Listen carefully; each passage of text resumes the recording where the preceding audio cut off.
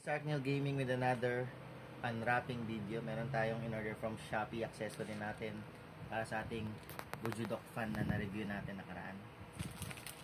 Or na-unboxing nakaraan. Unwrapping. Unboxing pala. Unboxing. Ito muna. Isa kami binili ni YT. Yan. Silicone case. Ito yung picture natin. May nakalagay na Bujudok silicone case, original daw, high quality super protection. Tingin ko pareho lang naman yung ano namin, yung size ng protective casing natin. Paano ba ito? Paano to? Binubuklat ng ganun. Wala, hindi ko alam paano ipasok. Ganun muna. Ayan, diskarte yan ko pa. Mahirap yata pag may kasamang lanyard na. So, suggestion ko guys, tanggalin nyo muna yung lanyard para di kayo mahirapan. Dahil may nakalagay na lanyard, kailangan nyo muna ilusot yung lanyard.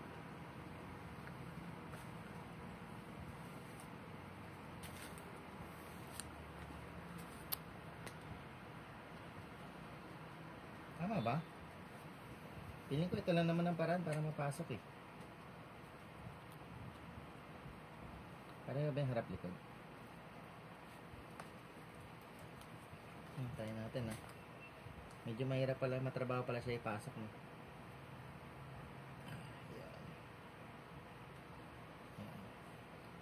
Meron siyang slot para sa lanyard. So dapat talaga tanggalin mo muna yung lanyard bago mo ilagay. Sige, okay na for the sake of this video. Nandiyan eh.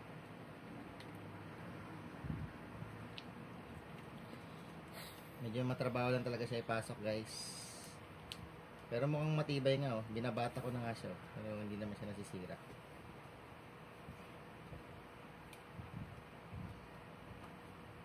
Sagad na ba ito? Kaya pa. Kailangan sagad.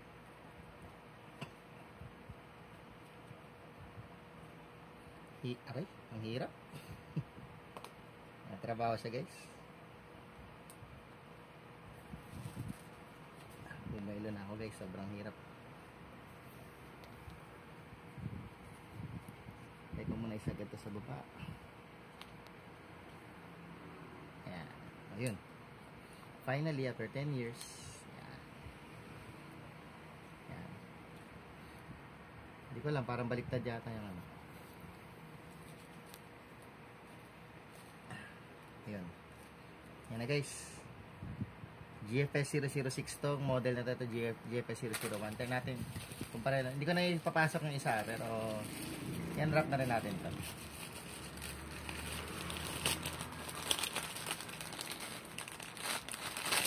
Ayan. Ito naman kulay pink. Kasi pambabae kasi yung gagamit. Kaya pambabae yung kulay. So yun na guys, ganito papasok guys, dito na lang. Thank you for watching. Yan na lang. Bye bye.